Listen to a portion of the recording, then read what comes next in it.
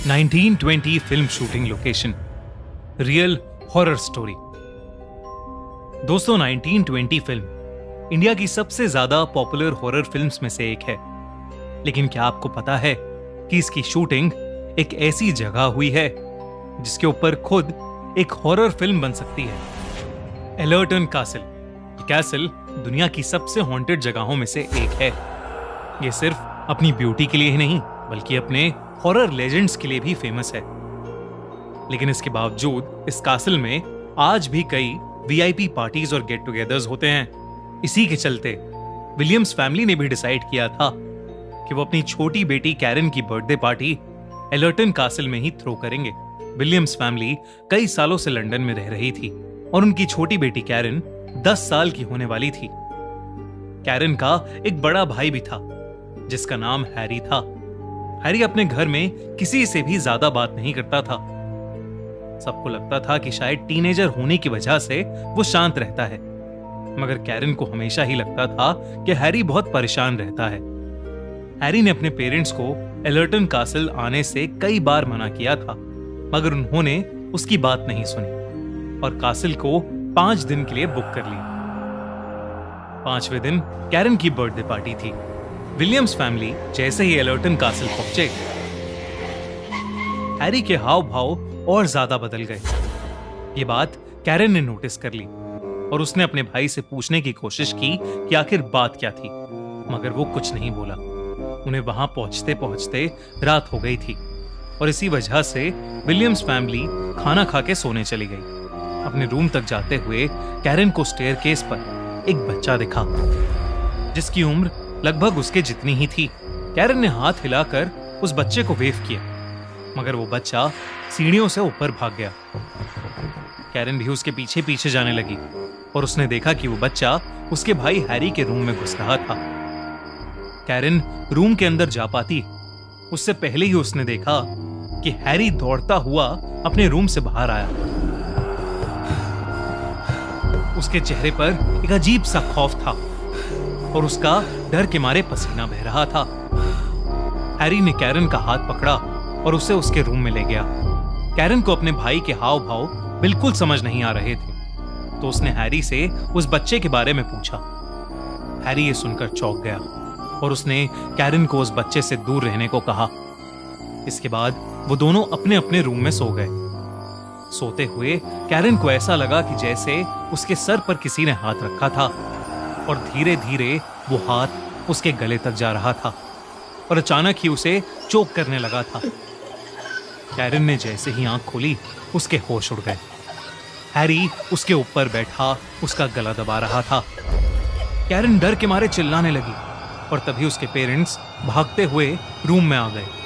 Karen ने अपने parents को बताया कि कैसे हैरी उसे मारने की कोशिश कर रहा था। उसके पेरेंट्स ये सुनकर घबरा उठे। हैरी ने कभी भी ऐसा कुछ नहीं किया था। हैरी अचानक ही रोने लगा और कहने लगा कि जब उसने देखा तो कैरन की जगह कोई डरावना सा इंसान बेड पर सोया हुआ था और इसलिए हैरी ने उस पर हमला किया था। उसके पेरेंट्स को लगा कि शायद हैरी को किसी तरीके का भ्रम हुआ होगा, इसलिए उस रात उन्होंने हैरी को अपने रूम में ही सुला लिया। उस रात के बाद ज्यादातर हैरी अपने रूम में ही रहता था और वो अपने रूम की खिड़की से गार्डन में खेल रही कैरन को देखता रहता था। कैरन की बर्थडे पार्टी से 2 दिन पहले उसके मॉम डैड एलर्टन कासल से दूर किसी काम से गए थे। कैरन को कासल में अक्सर वो बच्चा नजर आया करता था जिसे उसने पहले दिन देखा था। उसी रात कैरन अपने रूम में बैठी अपनी बर्थडे ड्रेस को पहनकर देख रही थी कि तभी उसने शीशे में देखा कि वही बच्चा उसके रूम में झांक रहा है। कैरन जैसे ही मुड़ी तो वो बच्चा अब वहां नहीं था। कैरन दरवाजे से निकलकर कॉरिडोर में गई और उसने देखा कि वो बच्चा स्टेयरकेस के पास खड़ा स्माइल कर रहा था, मानो कैरन को अपने साथ खेलने के लिए बुला रहा हो। कैरन भी उसकी तरफ बढ़ने लगी, मगर तभी अचानक कुछ ऐसा हुआ कि कैरन के पैरों तले जमीन खिसक गई। कॉरिडोर के अंधेरे से एक बहुत ही डरावना आदमी हाथ में हथौड़ा लिया आया और उसने वो हथौड़ा सीधा उस बच्चे के सर पर मार दिया। वो बच्चा उस वार की वजह से सीढ़ियों से नीचे गिर गया और नीचे गिरते ही गायब हो गया। कैरन ये देखकर बहुत जोर से चिल्ला पड़ी। उस आदमी की नजर कैरन की ओर गई और वो उसकी तरफ आने लगा। तभी हैरी वहां आ गया और उसने अपनी बहन कैरन को धक्का दिया और खुद उस आदमी के सामने आ गया। वो आदमी हैरी के आर पार हो गया, पर ऐसा होते ही वो आदमी भी वहां से गायब हो गया। मगर हैरी बुरी तरह कांपने लगा। उसकी आंखें सफेद हो गईं और उसके मुंह से झाग निकलने लगे। हैरी वहीं नीचे गिर गया और उसकी बॉडी अकड़ने लगी। वो बहुत ही ज्यादा भयानक लग रहा था। देखते ही देखते हैरी बिल्कुल शांत हो गया। उसकी मौत हो चुकी थी। ये देखकर कैरन सर से लेकर पांव तक खौफ में थी। कुछ देर तो वो वहीं जमी खड़ी रही, मगर फिर हिम्मत करके वो हैरी के रूम में गई और हैरी के फोन से उसने अपने पेरेंट्स को कॉल किया। जब मिस्टर और मिसेस विलियम्स घर पहुंचे तो कैरन हैरी के रूम में बेहोश पड़ी थी। जब वो होश में आई तब उसे कुछ भी याद नहीं था। पूरी विलियम्स फैमिली इस इंसिडेंट से हिल चुकी थी। उन्होंने जब हैरी का सामान छाना तो उन्हें उसकी एक डायरी मिली, जिसमें उसने लिखा था कि उसे मरे हुए लोग नजर आते थे। हैरी ने बचपन में भी ये सब अपनी मॉम को बताने की कोशिश की थी, पर उन्होंने कभी उसका विश्वास नहीं किया और हैरी का मजाक समझकर उसे इग्नोर कर दिया। हैरी को अपना एक गिफ्ट एक कर्ज की तरह लगने लगा था और वो कैरन की सेफ्टी के लिए बहुत परेशान रहता था। एलर्टन कासिल में आते ही हैरी को वहां रह रही आत्माएं दिखने लगी थीं और वो ये जानकर और परेशान हो गया था कि कैरन को भी उस बच्चे की आत्मा नजर आने लगी थी।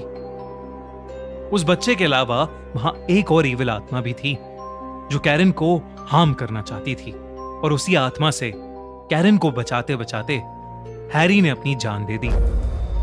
आसपास पूछने पर पता चला कि हैरी सच कह रहा था। इस कैसल की कहानियों पर माने तो वहां 3 आत्माएं रहती थीं।